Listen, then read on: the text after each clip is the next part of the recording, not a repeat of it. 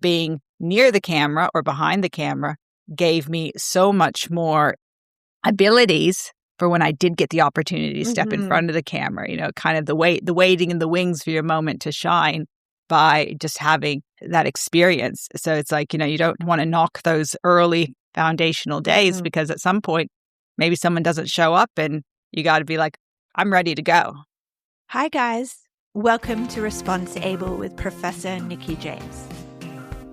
I mean, louder is better in my opinion. I think so. Because then we can yell. I feel like I have a fake loud voice. Because if I actually screamed right now, I would be super loud.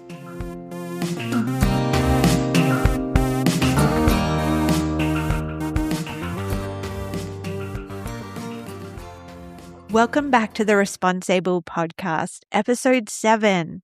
And today I get to introduce you to one of my friends, Tylea. Tylea is from the United States of America, and we met many years ago when she relocated to Australia to study television and media, which is the career that she has now in the midst of doing many, many other things. Tylea and I have done a lot of life together. We've done projects together. We have relocated to different cities and countries, supporting each other through those processes. And what I love about Tylea is no matter where we are in the world or how much time has passed, whenever we get together, it's like no time has passed at all. So she's just one of those people in my life. And I feel like what I love about Tylea is that she is really courageous. She takes really big risks and just also goes with the flow of those risks and just takes them as they come.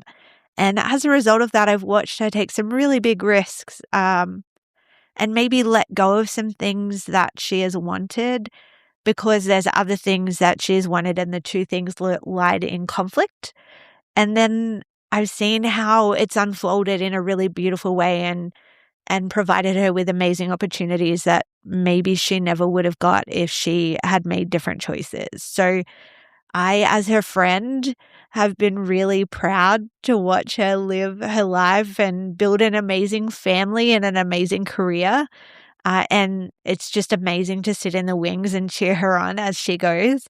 And I'm really excited for you to learn from her story today. So let's jump into episode 7 and my interview with Tylea.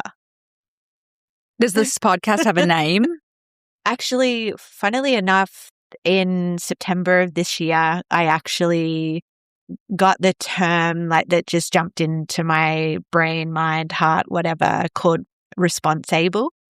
I think I've really felt like my students and, just anyone in life right now is feeling like responsibility comes with pressure from the outside, whereas response able is more about doing what you can with what's in your head and what's in your capability. And then over time, you overlay your skills and then your ability to respond gets bigger and you can do more. So it's called living a responsible life. I like that. That's a new term for me, but I like it. Well, it's actually the French definition and spelling of responsible. Responsible. Responsible. Yes. But I mean, they both come from the same Latin meaning. I got really nerdy and started going into it. But the whole goal is you don't have to do what the world expects of you. You do what you can with what's in your hand and your capability and trust that over time what you can do is more. And so the whole idea of the podcast and the reason why I asked you to be on it is I think, again, with my students, one of the biggest challenges that I've seen is that the world is a little bit more uncertain. And I don't know if it's more uncertain than what we experienced or they just have more awareness and it's in their face with everyone talking about how crazy and uncertain it is. So I feel like they're really unsure right now and they don't know. And that kind of unknown is kind of making them a little bit fearful and paralyzed a little bit. The fight, what is it? Fight or flight. Fight or flight. They're kind of doing the freeze Yeah. a little bit, but the world moves regardless. And so the idea of the podcast is I have amazing people all around the world that I can't bring into my classroom because they're obviously all over the world and probably sleeping when I have class. So I was like, oh, if I do a podcast and record their stories, that can be a way that I show them that there's lots of different ways to make life work, and it's not like a straight arrow path, and you can kind of duck and weave and take life as it comes, and it ends up really interesting and challenging and complex and all of that sort of stuff, and it ends up being good life, right? So that's the goal. But my first question is, like, it would be really great if you could just introduce who you are, and then I'm also going to ask you if you remember when we first met. So if that comes up in the midst of that, that's fine. If not, I'm going to ask you another question. Right. My name's Tylea, and most people just call me Ty. Certainly when I moved to Australia, you get a nickname. So if you have anything that's longer than a syllable, it will get brought down to probably just the one. But I grew up in Florida, born in Alaska, and as early as I can remember, I knew exactly what I wanted to do with my life, and that was I wanted to be on TV. I thought, act at the time, and turns out I wasn't such a great actor, but gosh, I tried. And along the way, I found out I wasn't too bad of a TV presenter, and then I continued to pursue that. And when I was 19, I moved out to Australia to do a study abroad type course within the TV and media world. And it was meant to be a 1-year study abroad type program. Another year led to another year. And then I ended up finishing my degree, finding an Australian husband, having some babies. And of course, I met you.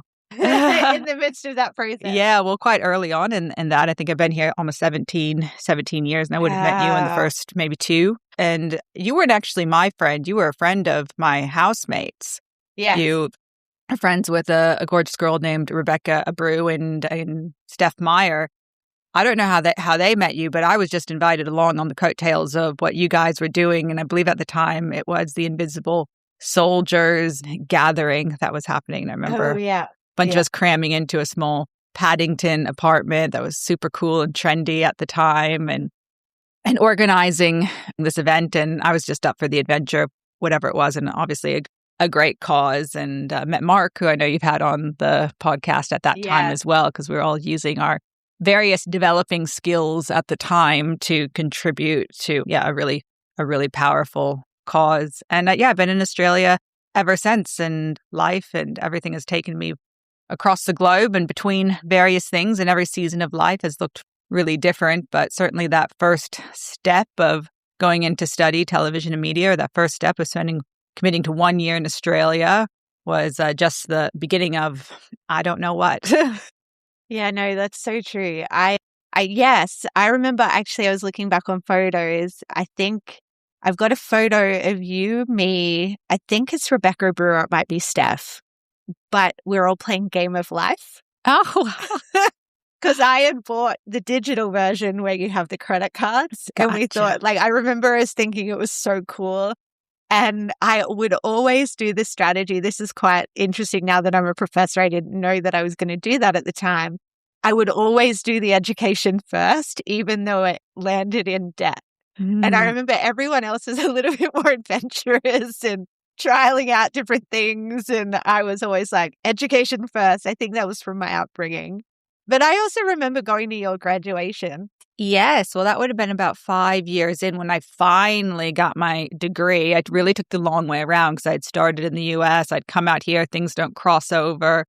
And then by the time I got my 4 years bachelor's, I think it took like 6.5 years. And actually, I do remember that because 3 people came to my graduation, and none of them were my family because they weren't around. And by that point of graduating with my extended degree, I was really, really over it. And I remember thinking at the time that a true friend does 3 things for you in life, and that's that they help you move, they take you to or from the airport, and they sit through your graduation. and at that point in my life, I really only had a handful of people who would do that. And I probably still only have a handful of people who do those things. Yeah. And you don't go sit through someone's graduation unless you really care about them. You probably sit through a lot of graduations because you're in the academic world. So yes, I now sit through graduations with a big cape on and a poofy hat. But I would say, yeah, I definitely care. I think graduation is a really special moment for people. And I think it's a celebration and an exciting, like, yes, the ceremony is a little bit boring. I was at my niece's grade 6 graduation on Monday. And I'm like, I know one of the 53 kids that are graduating, and it was the same when I watched your graduation, but it is a really special moment. Like, it's a milestone. So yeah, I do sit through my fair share of graduations, but I genuinely wouldn't do that for anyone. Some of them I get paid to, and I love my students and I love seeing them celebrate, but by choice, it's not what most of us are doing on our weekends. Probably a bit like me. My kind of equivalent of that is I like sitting through the movie credits at the end of a film because you don't know any of those people most of the time that are all the names. You might know, based on celebrity culture, you might know the first few names of the actors, but you don't know the random person who is so-and-so's assistant and the cable person or, a toothless girl number 3 or the random. They all played a role. They all played a role to make this film, and I always like sitting through those credits because, well, it's just one little name on a black screen at the end of a film. It's someone's weeks or months or even years of hard work to contribute to a project that they're just on in the credits of, and they deserve to have that credit. So I always feel like I at least am going to give them that credit of sitting through those credits and seeing their names. Yeah, that's so cool. I mean, I guess just going back to some of those early days, it was in your 20s when you were just starting out after your degree or whatever and weren't really sure about how like television was going to work. You mentioned you tried drama and then you ended up working out you're better at presenting. Like, what were some of the challenges that you had to overcome or the fears that you remember? Like, there's a story or two that you'd be happy to share? Well, I was quite lucky in America. There was a lot of opportunities growing up in that space for me to develop my skills, having access to art schools and parents that supported my dreams and all of that. And when you come to Australia, not only do you lose your support network, and that's not just coming to Australia, that's moving anywhere. In Australia, they have this thing called tall poppy syndrome. And poppy's a flower in Australia that grows straight up. And most of the time they grow kind of even, but every once in a while, one flower will grow faster and taller than the rest, and they call it tall poppy syndrome because what Australian culture tends to do is chop that poppy down. So the one that stands out actually gets hammered like a nail back down so they don't rise above. True.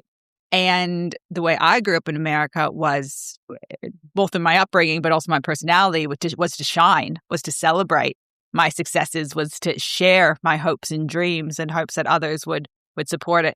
And that was not my experience when I came into the Australian workforce and particularly the television industry here, because my way into the television industry wasn't in front of the camera. It was behind the camera. I was taking a job as a production assistant on a reality TV show and just getting that foot in the door. And then the people around me that I said, I'm looking for a TV agent. Do you have any suggestions? Or, I'm not so interested in, the admin side of things. I'd really like to be out in the studio and doing things. And I found that people weren't necessarily bore you.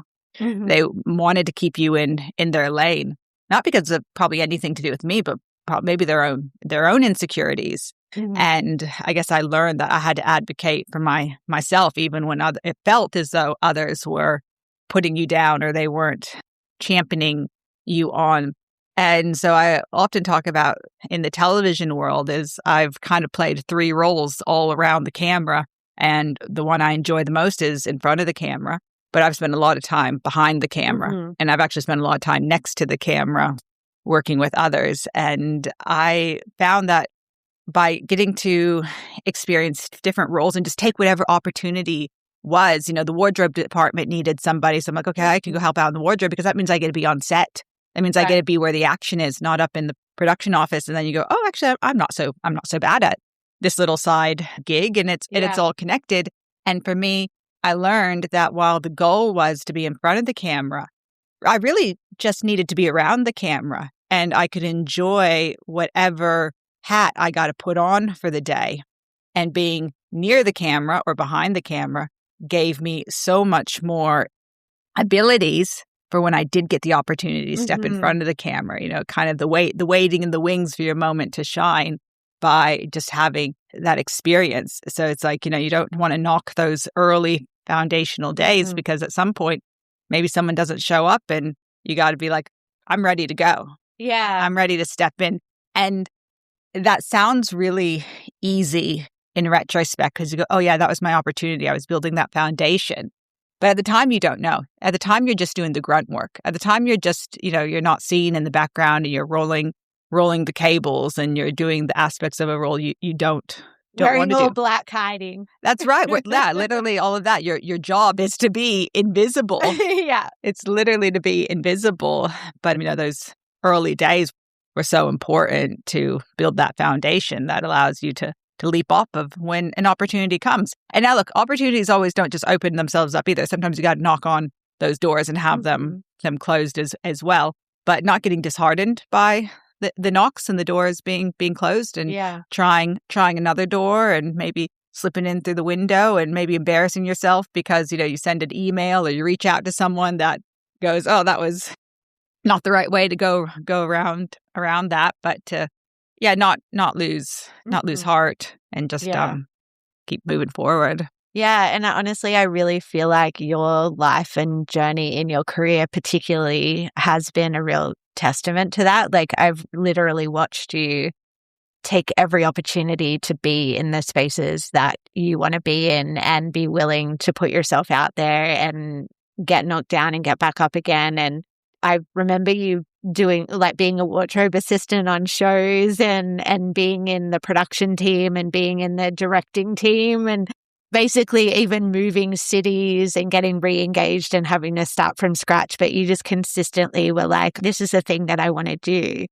And you kept chipping away at it. And it's been so cool to see you kind of do that so gracefully and not like, I don't think I ever saw you. I'm sure you were very frustrated with certain things that happened, but you always had such a positive attitude and took it as a lesson when things didn't go well. And yeah, it was always really inspiring to see. Oh, thank you. I think when you're a little bit removed from it, you can take it as more of a lesson. I think at the time it can be more challenging because you don't know the lesson you're going to learn. You just know that right now this is not what you want to be doing. True. And probably the hardest thing to do within all of that is when an opportunity does come your way, you want to grab it because you're like, oh, this is my only opportunity. This might be the only shot I get at this. And then for maybe reasons outside of your control, like you gotta move or something else comes up, you have to let that opportunity go. And it's so devastating because you're like, that was it. That was it. That might have only been it. And you don't know at the time. Well, actually, by letting that opportunity go, there's a bigger one that's coming. And you don't know that. If you knew the bigger one was coming, you'd be like, oh, it's small. Yeah. It's a small fish. But I think the approach that I've had to learn to have is to keep my hands open to whatever comes and goes, because I've found that the time something's come into my hand, when I let it come and go, it's, it doesn't hurt. But when you start closing your hand and wanting to hold on to it and it's time for it to go, it does hurt when your hand's getting pried back open. And so I've had to challenge the position of my heart, which isn't always easy at the time because you go, I need to hold on to this. This might be the only shot. Mm-hmm. This might be the only shot I get. But letting that go and then not being wounded and allowing your hands to be open again to whatever comes. And even if it isn't the bigger thing, it might be another, small moment of taking another assistant job or, just being a part of it or taking a job that's not even connected to your industry because you need it for financial reasons or for whatever reason and still just moving forward. Yeah, that's so good. I love that analogy of keeping your hand open. And I've never really thought about it hurting more if your hand's closed, but that's so true. All right. One of the things that I do with everyone is share a couple of photos from our life. So I'm going to hand these over to you I love now. this. Oh, I love photos. And they're stickers, so you get to keep them. Oh, I love. Is there anything that, any memories that pop out from looking at any of those photos? Can you remember where all of them are? I know where all of them are, but I'm going to see what, and no pressure, but. Okay. Well, 2 of them are at Bondi Beach. That's really easy to identify in front of the Monica mural, and then at Kat's wedding. Yes. Those ones are really easy. This one, I don't know where it is. I obviously know it, but I think we would have left my house because I believe you're wearing my shirt. Yes. Because I think I was in my hardcore, in the styling fashion TV world. I got a makeover, everyone. Let me help everyone when I can. So, but I don't know where we ended up there. I don't know where we ended up, but that was the reason for that photo as well. I also have another photo that's only got me in it, which I didn't do, where you had me in front of a door posing with curly hair and whatever. I wasn't very fashionable when we were younger folks. I was always focused on all the work I was doing, and Tylea definitely used her fashion skills on me, which was I was really grateful for, because I definitely look much better in this photo than I do in a lot of others. So well, I think you look great. Gosh, a different time. I mean, this one I know everyone in it. Is this in the Coogee Hotel where they were staying when they visited the Monaco crew were visiting? Great memories. What's funny about this photo is that there's Corona beers in it. And I remember when they came, they were complaining about how expensive the Corona beers were because, of course, they're from Mexico, and Mexico is very far from Australia, where in America, Mexico is not so far, so much closer to import and stuff. And I didn't drink beer at the time, but I have that memory of them complaining about how expensive Coronas were. I think that and avocados as well, because I think Mingo made guacamole one night, and I think he was like, "This is the most expensive guacamole I've ever made." Yeah, definitely. What I love about that is that was a project I did with the Epicenter, and we created a campaign around mental health awareness. And that was in the early 2000s, or kind of 2008, 2009. What I loved about that particular thing is I think it was very last minute where you were like, well, I'm free. Let me jump on board with this crazy thing you have going on. And so it was me and you and like the 6 American boys that I'd brought out to do this project. And we basically spent a week running around the eastern suburbs together, painting a mural in Coogee, recording videos, and you were just on board for whatever. And I was leading the charge of that week, but secretly had no idea what the heck I was doing. It was the largest project I'd ever run. But I just remember that all of my friends showed up to help make that campaign happen. I know so many, I can name so many people that were a part of doing that project together. The boys being willing to travel all the way over from San Diego to be a part of it. Josh Schmid, taking photos, and somebody else built a website, and everybody just made this amazing, cool thing happen because of an opportunity. And I loved that I could give friends an opportunity to use their creative skills to do something positive. But I just was always really grateful that everybody was just on board with all the crazy ideas that I had. And that was a really fun week for me. And I think that was probably one of the times where I was like, this is going to be a good friend for a long time, because you showed up and you were there, and I was going crazy, but it was a good time. I think one of the boys got pulled over by the police for driving, and a lot of crazy things happened, but it was a really fun time. No, amazing memories. Yeah, I don't remember exactly what I was doing, but I remember just being up for it, being I don't really understand what's going on. But at the time being I'm just going to say yes to whatever's there. And the great thing about you, Nikki, is you always had something going on that you were willing to allow others to be a part of. And it wasn't hard to get behind what you were doing because it always had purpose. And I think sometimes when you're still trying to figure out your own personal purpose as a student, that's what I was at the time. Getting to be behind someone else's purpose helps you discover that for yourself. Yeah, cool. One more question. What would you tell your 20-year-old self with your extra, 15, 16 years of wisdom, 17 years of wisdom? What would you tell your 20-year-old self if you were having to do that season all over again? That is a really tough question, because you think you want to tell your 20-year-old self or a younger version of you to not do something, be like, oh, that really hurt, or that experience wasn't a good one, avoid. But to do that is to butterfly effect yourself and say that if I tell myself, hey, don't go take that opportunity that really hurt, or don't go date that person that broke your heart. I actually don't know what would have come out on the other side. Yeah, maybe it would have been better. Maybe it would have been better, but we don't know. We don't know. And that's what we risk by doing that. I think my 20-year-old self, I'd try to tell my 20-year-old self to enjoy the moments between the hustle. Because when you're hustling, you don't know when the next opportunity is coming. You don't know when the next job is. You're like, oh, if I knew that next week I was going to get this job or whatever, then this week I'd just chill. I'd go sit by the beach and enjoy this time. But it felt like never really got to enjoy the time in between the hustle because you didn't know how long that time was, and you didn't know when the next opportunity was coming your way. So I think I tell my 20-year-old self to chill out a bit and to enjoy the process, because that's so much of the journey. We're like destination, and you actually spend most of the time, a lot more time on the journey than you do at that destination. So if you don't enjoy the journey, then the destination might be a bit of a letdown. Yeah. And right now you're enjoying lots of chickens? I am. I am embracing a lifestyle that my husband has called henopause, which is when women reach a certain age and they start collecting chickens. And I'm not there yet, but I love watching you. Well, and I didn't want chickens. I actually didn't want property. There's a lot of things in life I didn't think I wanted. And I don't even know if I still want them.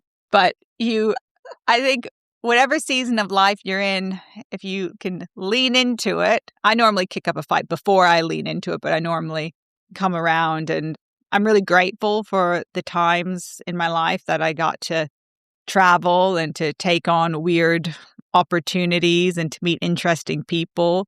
But I'm also really grateful that I have a family now. And while that limits me in a lot of ways of what I can do, if I can lean into this season of life the way that I've leaned into those other seasons of life, chickens and all, I've got 24 eggs in an incubator that are due to hatch Monday. So yes, and 3 beautiful little boys. Yes, 3 beautiful, half Australian, half American boys that are as wild as can be. Lots of energy, which is what led us to getting a property that had space, and then that space had places for chickens, which led us down that. And then my husband, who's very entrepreneurial, was like, we should sell chicken eggs. The boys can sell chicken eggs. So now and this is what happens. It's like you have a few chickens so that you have your own eggs. Then you start selling eggs. People like your eggs. So you have to get more chickens to keep up with the supply and demand. Oh, no way. Okay. So you have a whole chicken empire, empire going on right now. I do, because you got to sell the eggs. And then the first time we sold eggs, we used the money to buy more chickens. So the boys were learning that lesson. So cool.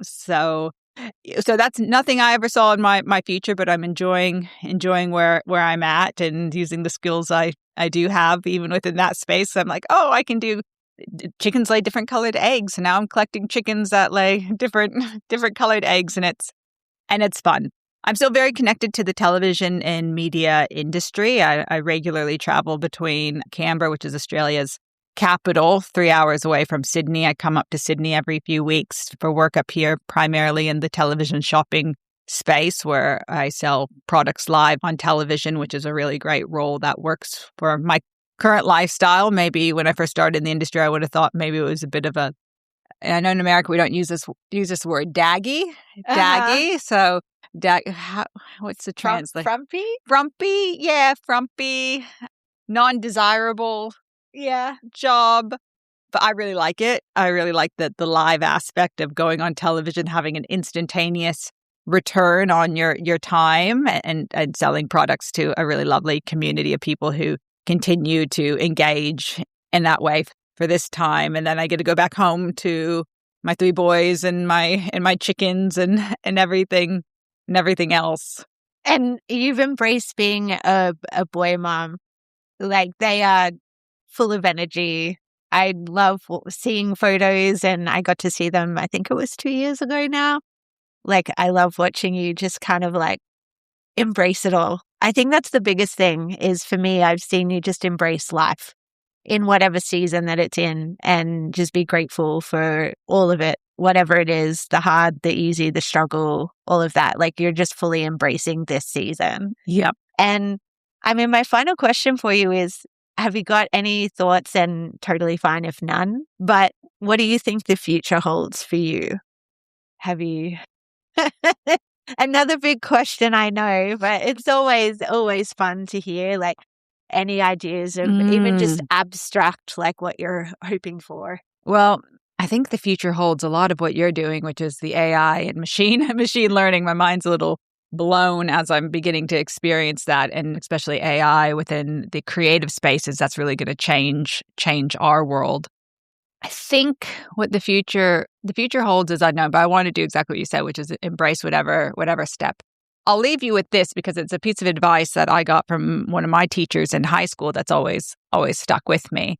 And he said to me, what do you want to do when you grow up? I think I was 15 or something at the time. I said, I'm going to be on Saturday Night Live. That's so good. And he goes, cool.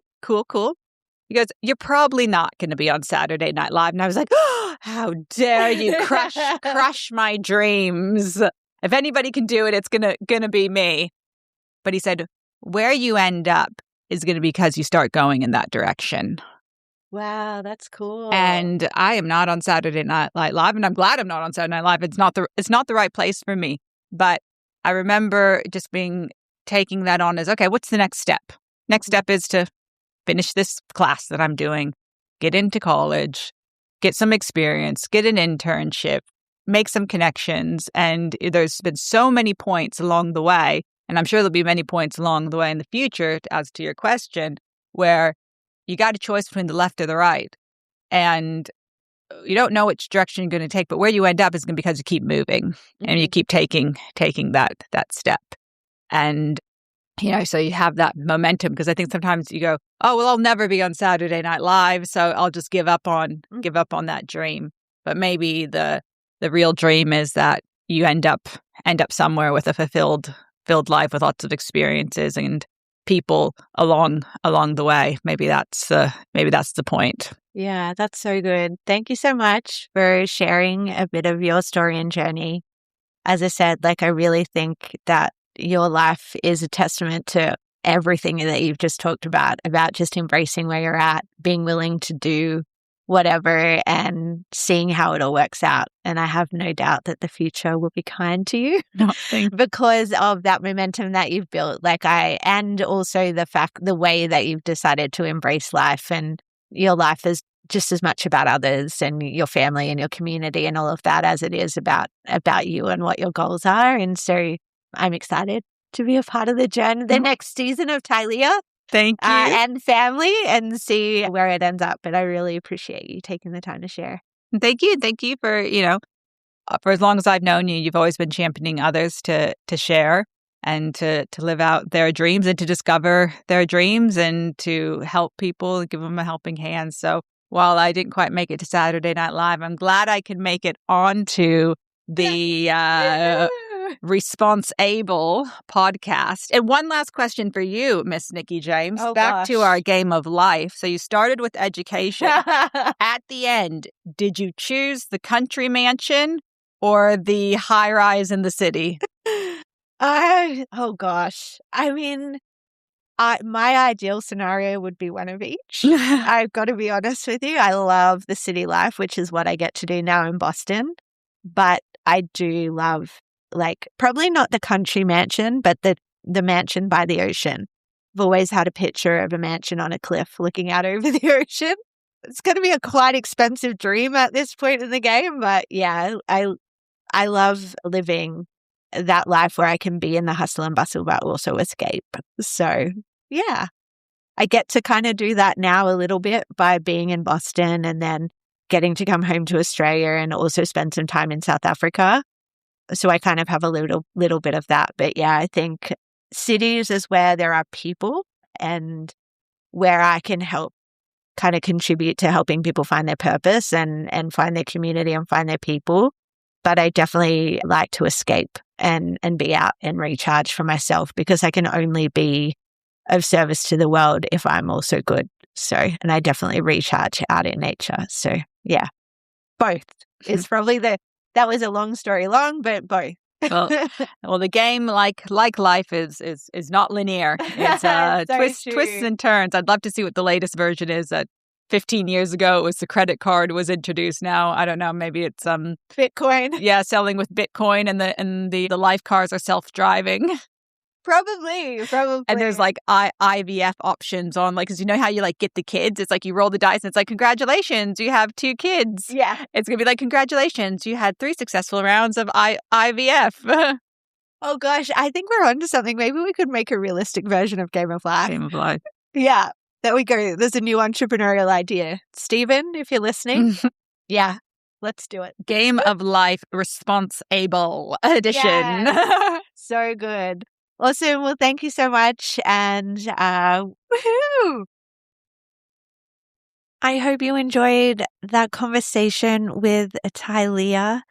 If you want to check out more of her work or see some pictures of her amazing crazy Aussie boys, I highly recommend you follow her at Ty by the Beach on Instagram, or check out her website, which is tylea.com, TYLEA.com. Thanks so much for listening, and we will see you next week.